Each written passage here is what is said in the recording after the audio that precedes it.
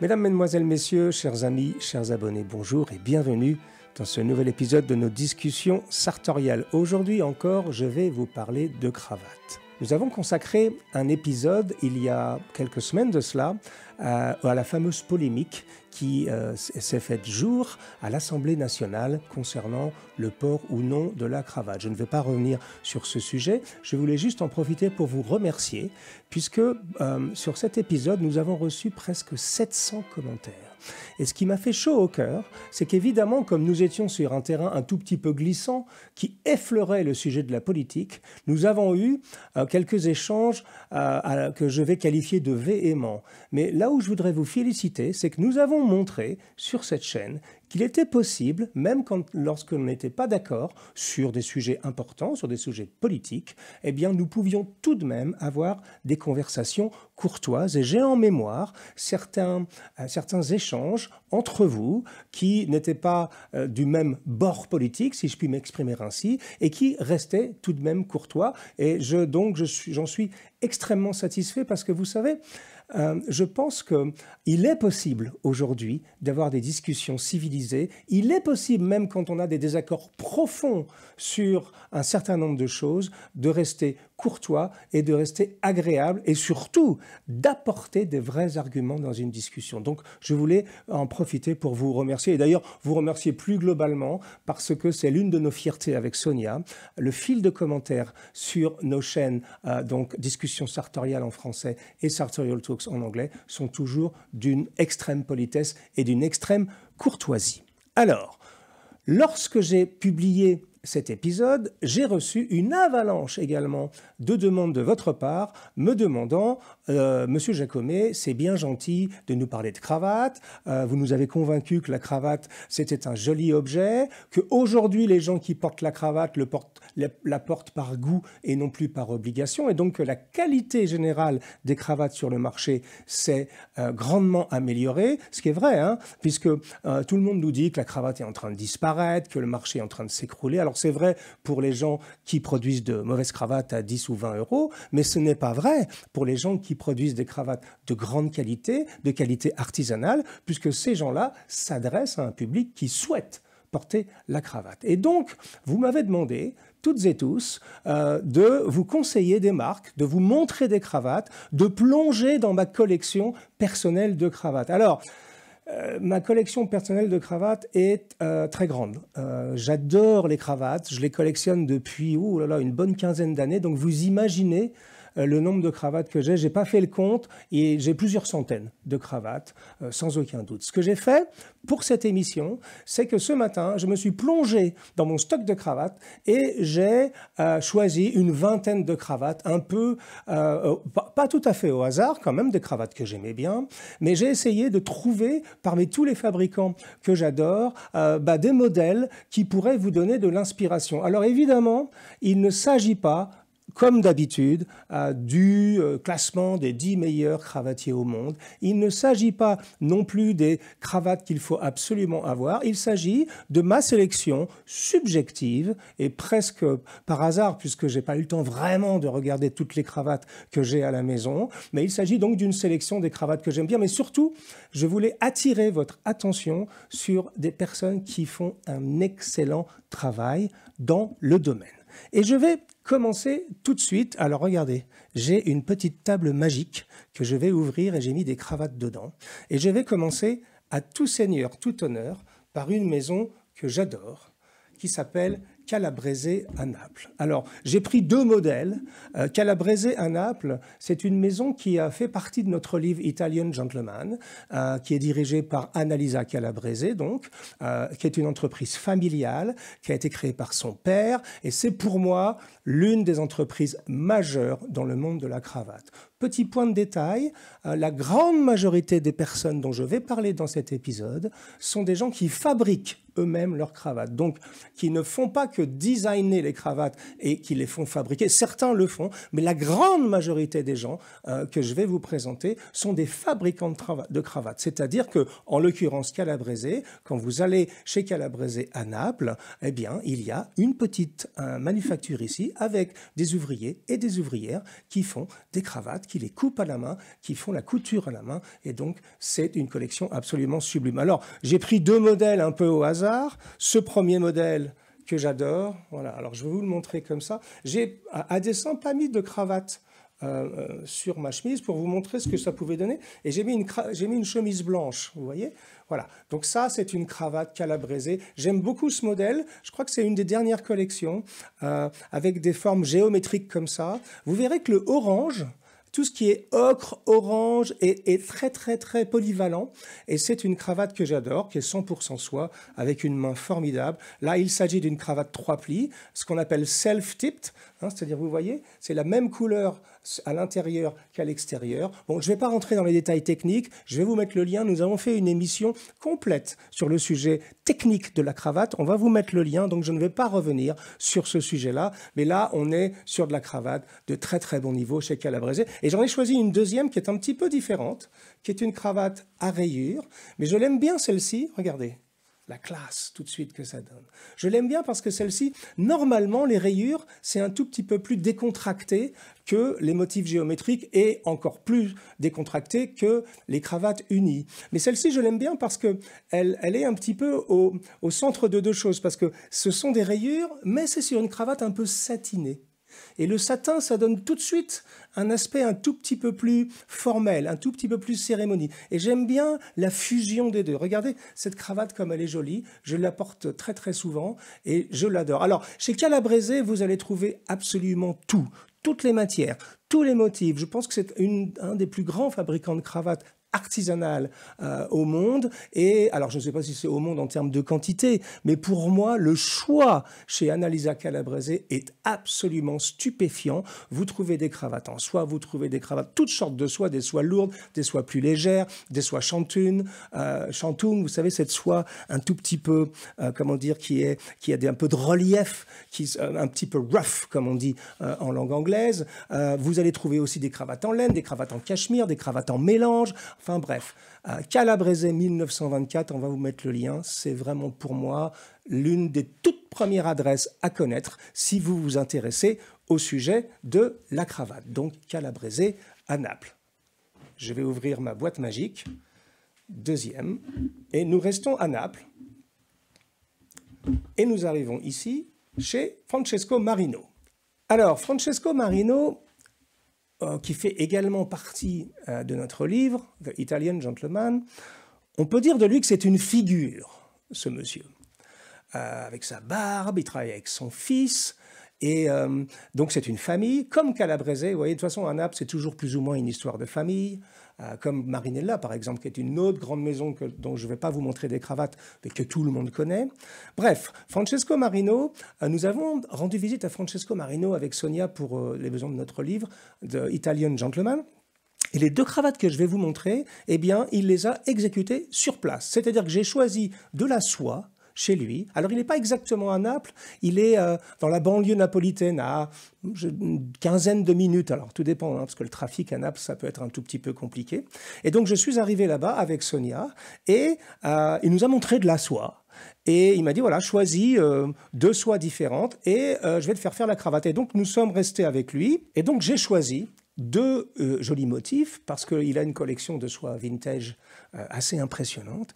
Et pendant que nous discutions, pendant que nous faisions l'interview pour le livre, pendant qu'il me racontait son histoire, eh bien, il y avait des ouvrières, parce que c'est des femmes qui travaillent chez lui, qui m'ont fabriqué ces deux cravates. Et je vais vous les montrer. Alors celle-ci, je l'ai beaucoup portée. Je vais essayer de vous mettre quelques photos des cravates que je vous présente portées, parce que je les ai portées de nombreuses fois. Voilà, donc vous voyez tout de suite, ça c'est très joli. C'est ce qu'on appelle un motif médaillon.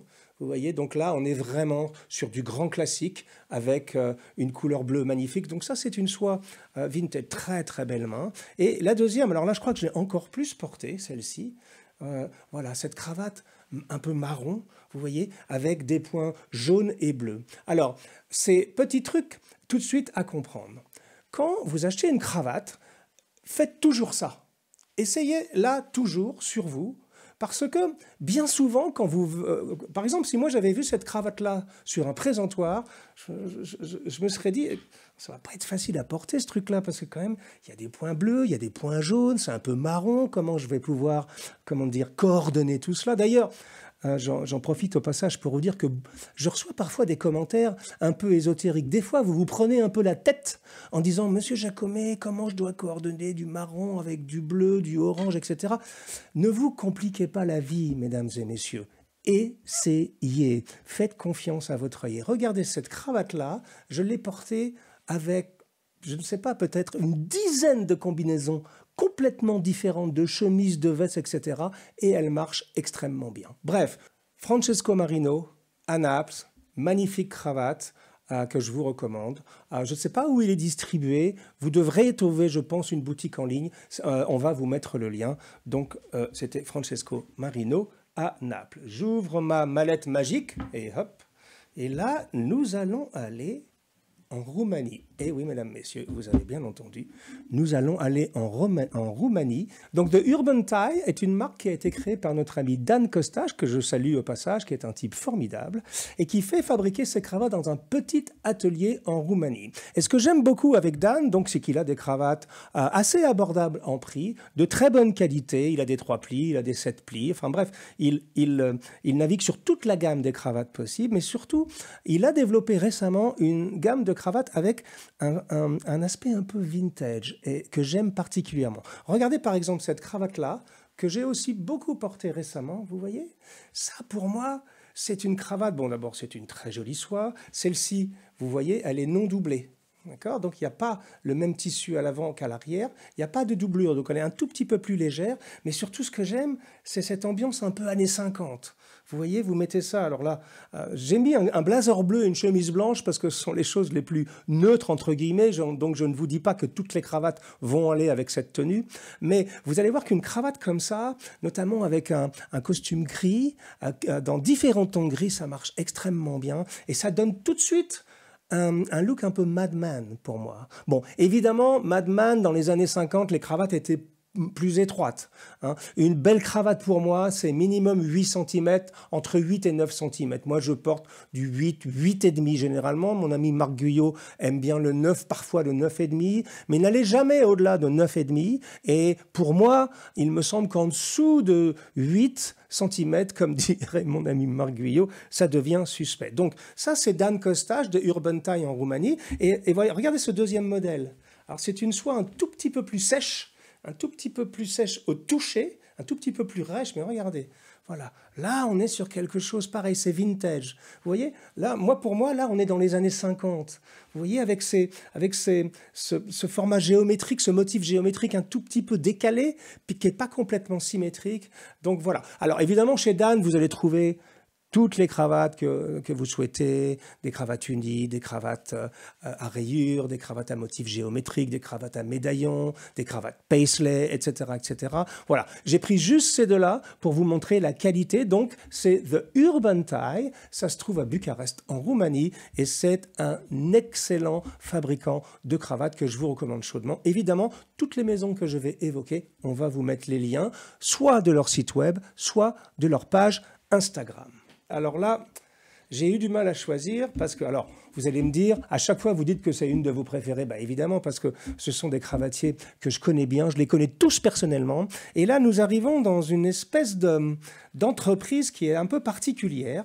Je ne sais pas vous dire si elle est japonaise ou si elle est italienne, parce qu'elle est italo-japonaise ou japono-italienne, puisqu'elle est dirigée par mon ami Kenji Kaga, qui est assez célèbre dans le monde sartorial, qui est un japonais avec un goût absolument délicieux et qui fabrique des cravates absolument magistrales. Alors, c'est peut-être, là on est plus dans le haut de gamme au niveau des tarifs. Je sais que Kenji se positionne plutôt dans le haut du panier, mais j'en ai sélectionné deux, j'en ai beaucoup de chez lui, et la marque s'appelle Tie Your Tie. Alors, il a deux marques qui sont fabriquées au même endroit, c'est soit Tie Your Tie ou soit Sevenfold. Mais c'est la même maison. Moi, je préfère dire Tie Your Tie parce que je trouve la marque rigolote. J'adore comment ça sonne. Alors, celle-ci, regardez-moi cette petite merveille. Je sais que Sonia aime particulièrement cette cravate. Alors, c'est une cravate qui est ce qu'on appelle en grenadine de soie. Et celle-ci a une particularité, c'est que c'est une 7 plis. Regardez-moi cette merveille, regardez. C'est une 7 plis. Vous voyez, donc il n'y a même pas de doublure ni de triplure à l'intérieur. C'est une cravate de luxe, hein, et qui est d'une légèreté absolument géniale et qui a une tenue formidable. Voilà, c'est une cravate en grenadine de soie de chez Tie Your Tie. Et j'en ai choisi une autre. Alors là, qui est une soie un peu satinée, un peu moins agréable au toucher. Alors là, très, très, très vintage pour le coup. Regardez-moi cette petite merveille. Ok, ça, c'est très joli. Là, même chose. Hein, on est dans les années 50, peut-être même dans les années 60. C'est très joli. Même chose. Là, il s'agit d'une 7 plis qui est non doublée. Je ne sais pas si ça marche avec les caméras. Je fais de mon mieux. Mais en tout cas, je vais vous montrer. À chaque fois, on vous montre des photos de chaque fabricant. Alors, des cravates que je vous montre ici, mais également d'autres cravates que j'ai portées. Mais voilà, si vous aimez la belle cravate, et même, j'allais dire, presque la cravate d'exception, vous ne pouvez pas ne pas avoir une Tie Your Tie dans votre collection, donc qui est italo-japonaise par Kenji Kaga à Florence.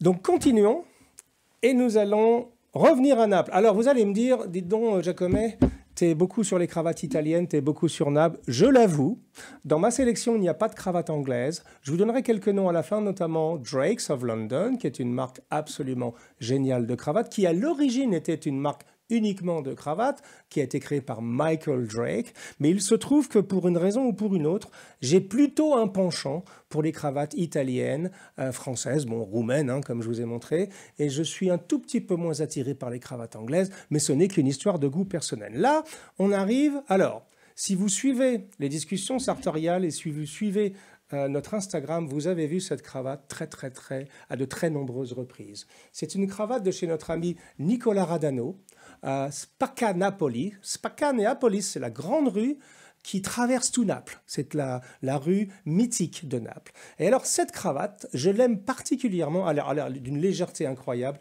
Elle est non doublée. Vous voyez, il n'y a rien. Vous voyez juste la triplure à l'intérieur. Donc, c'est une cravate artisanale. Okay, et donc, celle-ci, c'est typiquement le genre de cravate. Quand vous la voyez sur un présentoir, vous allez vous dire, mais comment je vais pouvoir porter ça ? C'est une cravate marron, avec un espèce de motif un peu bizarre, bleu, orange, il y a un petit peu de tout à l'intérieur. Eh bien, figurez-vous que cette cravate est peut-être l'une des plus polyvalentes dans ma collection. Je l'ai portée à de nombreuses reprises et elle est absolument fabuleuse. Donc, souvenez-vous une fois de plus de ça. N'achetez jamais une cravate sur un présentoir. Alors, vous pouvez l'acheter en ligne, évidemment, parce que elle vous plaît, tout simplement, mais ne préjugez jamais d'une cravate et ne préjugez jamais du fait que vous allez pouvoir uniquement la porter avec tel ou tel ensemble. Non, une cravate, c'est un drôle d'objet, c'est un drôle d'animal. Alors, il y a des petites techniques quand même à connaître. Par exemple, sur cette cravate, vous avez un petit espèce de bleu turquoise orangé, donc vous savez que ça marchera bien avec un costume bleu. Hein. Un rappel de couleur est toujours une bonne technique à avoir en tête. Mais celle-ci, je l'adore parce qu'elle est très originale et je l'ai portée à de très nombreuses reprises. Et la deuxième que je voulais vous montrer de Spacca Napoli, c'est celle-ci que j'ai aussi portée. Alors pareil, c'est une soie un tout petit peu plus sèche. Celle-ci est extrêmement légère et soyeuse. Celle-ci est un tout petit peu plus sèche. Mais regardez, tout de suite, c'est une très jolie cravate. Hein. Nicola Radano est un jeune garçon qui a beaucoup de goût. Et Spacca Neapolis, qui est une toute petite entreprise qui l'a créée, il fait fabriquer dans un petit atelier à Naples et il fait des cravates d'excellente qualité et surtout d'un goût irréprochable. Celle-ci, je l'ai portée à de nombreuses reprises. On va vous montrer les images. Je l'aime beaucoup. Voilà, donc c'était Spacca Neapolis par Nicola Radano à Naples. Nous allons maintenant aller au nord de l'Italie. Alors, pour ce faire, je dois ouvrir la deuxième partie. Voilà, de ma table magique à cravate. Je vais la refermer comme ceci. Voilà. Et là, nous allons à Milan, chez des gens que nous aimons beaucoup, chez la maison Petronius. Et alors, Petronius est un cravatier assez célèbre dans nos métiers, qui fournit énormément de maisons de luxe, qui vend sous son propre nom également, qui fait des collections absolument splendides, donc qui est un cravatier uniquement. Alors bien sûr, hein, un cravatier généralement fait des foulards, des pochettes, donc des accessoires, mais eux sont très spécialisés dans la cravate. Et il y a une chose que je trouve qu'ils font, alors peut-être pas mieux que les autres, mais dans lequel ils sont excellents, c'est les cravates en laine. Et oui, parce que j'ai omis de vous le dire au début de cette émission, on peut faire des cravates en soie, mais on peut faire également des cravates en cachemire, on peut faire des cravates en laine, on peut faire des cravates en lin, on peut faire des cravates en mélange de laine et de soie, de lin, de soie et de laine, etc., etc. Et eux sont très très forts sur les cravates pure laine. Celle-ci, par exemple, alors vous voyez, la cravate en laine, par définition, c'est plutôt une cravate hivernale. Hein, vous n'allez pas porter ça en plein mois de juin. Et donc, mais c'est tout de suite, ça donne un look un tout petit peu plus hivernal. C'est très joli. Et c'est un petit peu moins brillant, évidemment, que la soie. Mais ça donne... moi, j'aime beaucoup porter ça avec des costumes assez épais. Je l'ai porté à de nombreuses reprises avec différentes mises. Et ça marche toujours très bien. Mais c'est beaucoup plus discret, même si là, le motif, en l'occurrence, est assez... flashy, mais c'est beaucoup plus discret qu'une cravate en soie. C'est beaucoup plus retenu parce que ça ne brille pas. Et la deuxième que je voulais vous montrer, et je vais vérifier qu'il s'agisse bien d'une cravate en laine. Oui, effectivement, c'est également une cravate en laine de chez Petronius. Alors celle-ci, elle est verte avec des rayures marron et bleu. Regardez, Petronius, vous voyez ? Alors, vous allez me dire, bon, c'est vrai qu'une cravate, ça ressemble à une autre cravate. Eh bien non. Ce que j'essaye de vous expliquer dans cet épisode, c'est que selon les fabricants, se dégage un style. Et je trouve que Petronius excelle dans les cravates en laine avec un look un peu différent comme ça.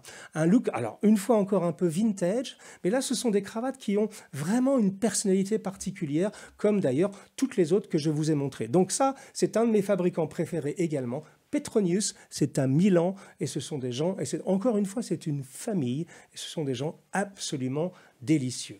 Allons, nous allons continuer, et là, nous revenons en France. D'ailleurs, nous allons rester en France jusqu'à la fin, et là, nous allons chez notre ami Marc Guyot. Alors Marc, vous savez, tout ce que Marc fait, il le pousse à l'extrême. Alors Marc, je vais d'abord vous en montrer une. Ici, cette cravate, je l'ai portée, oh là là, peut-être pas des centaines de fois, mais à coup sûr des dizaines et des dizaines de fois, puisque c'est une cravate bleue unie, absolument somptueuse, dans une soie lourde. Alors je ne me souviens plus du nom de la soie. Je ne sais pas si c'est une soie princesse ou une soie marquise. Marc, si tu vois cette émission, sois gentil de mettre dans le commentaire le nom de cette soie. C'est une soie très lourde. Et alors ce que Marc fait dans toutes ses cravates, c'est que derrière, c'est une 7 plis, derrière il y a tout ce travail, vous voyez, de couture, il va même jusqu'à mettre un petit bouton pour boutonner la cravate ici.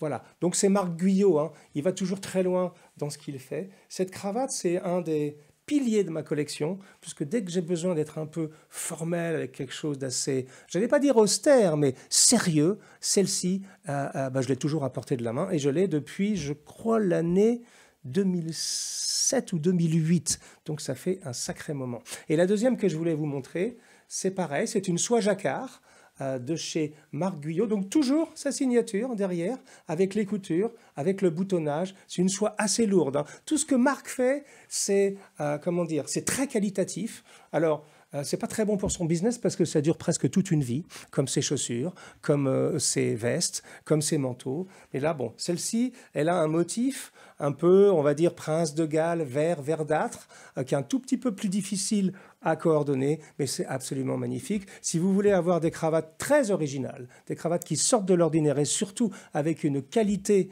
de fabrication, eh bien, vous pouvez aller chez mon ami Marc Guyot à Paris. Et nous allons finir avec deux marques françaises. Alors, une qu'on adore, et je suis désolé, et je m'en excuse auprès de Frédéric, quand je me suis plongé ce matin dans ma collection de cravates, je n'en ai trouvé qu'un modèle alors que j'en possède plusieurs. Mais comme vous savez, avec Sonia, nous vivons des deux côtés de l'Atlantique. Il se peut que j'en ai beaucoup aux États-Unis et moins ici. C'est mon ami Frédéric Costa chez Howards.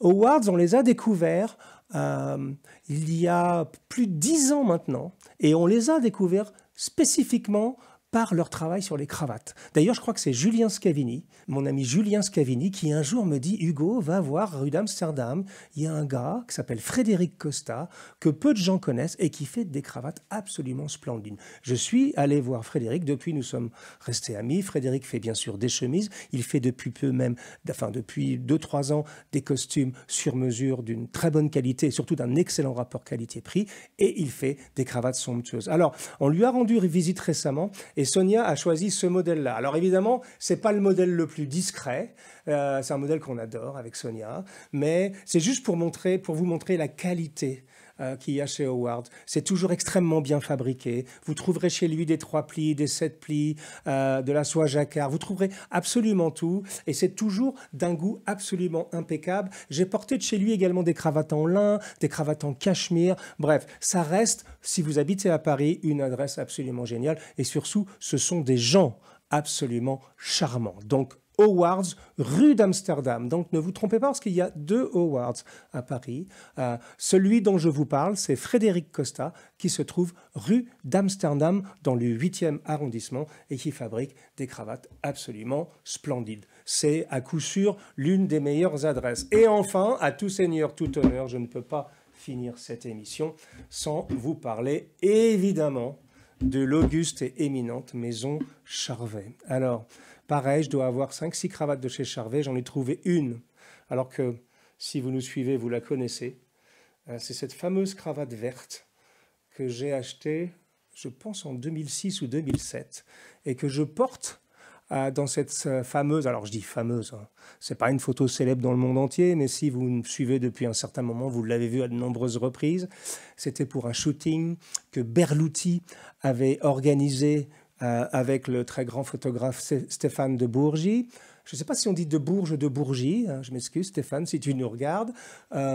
Et donc cette cravate, je l'ai portée. Alors c'est Charvet. Charvet, c'est une institution de la cravate. Si vous allez place Vendôme, et si vous n'habitez pas à Paris, et même d'ailleurs si vous êtes parisien, il faut une fois dans sa vie aller place Vendôme voir Charvet. Je crois qu'il y a en permanence, et c'est unique au monde, et c'était d'ailleurs l'idée du papa de Jean-Claude Colban, Denis Colban. Maintenant, c'est Jean-Claude et sa sœur qui dirigent l'établissement. C'était l'idée de son papa d'avoir, il appelait ça un présentoir comme une casbah, c'est-à-dire d'avoir un foisonnement littéral de soie.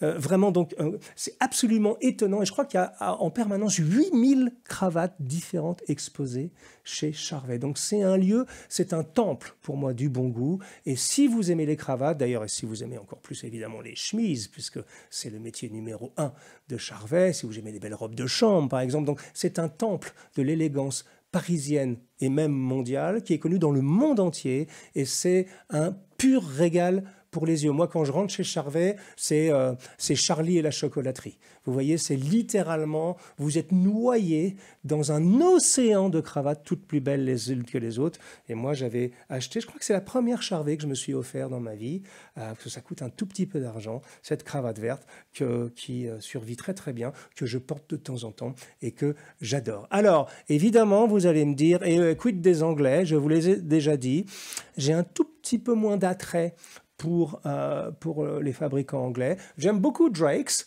qui fait de très très belles cravates. J'ai peut-être aussi un petit peu moins de culture sur le marché anglais, mais voilà ce que je voulais vous dire. Donc là, on est allé en Italie, on est allé à Naples, on est allé à Milan, nous sommes allés en Roumanie, nous sommes allés en France, et donc c'est juste pour vous donner un panorama des cravates que j'aime et que je porte beaucoup.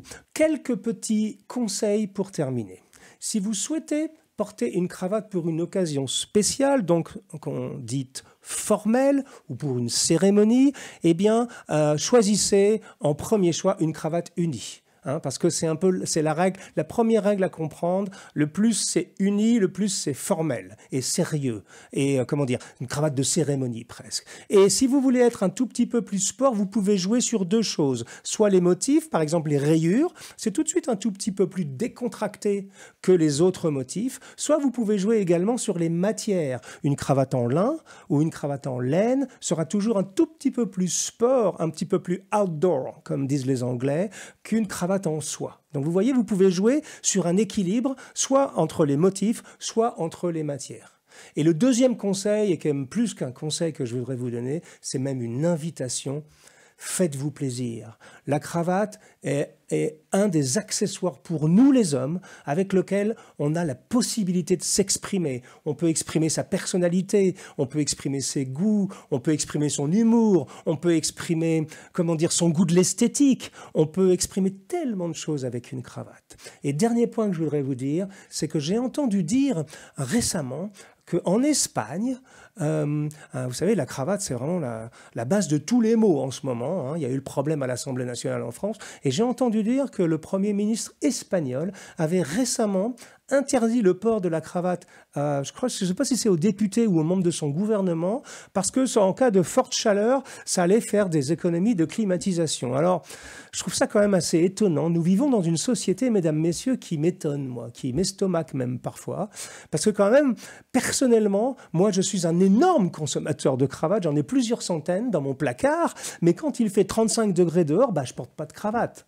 C'est juste du bon sens. On n'a pas besoin de m'interdire de porter une cravate, parce que quand il fait 35 ou encore plus 40 degrés, je ne porte pas de cravate. Et si jamais votre cravate est trop serrée, mesdames, messieurs, permettez-moi de dire à la personne qui dirige le gouvernement espagnol, c'est que votre chemise est trop petite et que le cou est trop petit. Une cravate peut se desserrer légèrement, vous voyez. Donc, ce qui m'étonne dans tout ça, c'est que on est en train de tout réglementer et la cravate a été un peu le centre de tous les débats en termes de représentation sociale et maintenant ce serait vraiment la mère de tous les maux en termes de surutilisation de la climatisation. Soyons sérieux, mesdames, messieurs, la cravate est un objet magnifique, c'est un objet de fantaisie, c'est un objet qui amène du sel, du poivre, un peu de piment dans notre vie et je peux vous le dire que c'est un accessoire que si vous tombez dedans, comme moi je suis tombé dedans, comme Ebélix est tombé dans la potion magique, vous allez avoir du mal à en sortir parce que moi j'adore porter la cravate. Je vous donne rendez-vous pour un prochain épisode de notre discussion sartoriale. D'ici là, faites-vous plaisir, portez des cravates de différentes couleurs, de différentes manières et surtout, portez-vous bien les amis. À très bientôt, au revoir.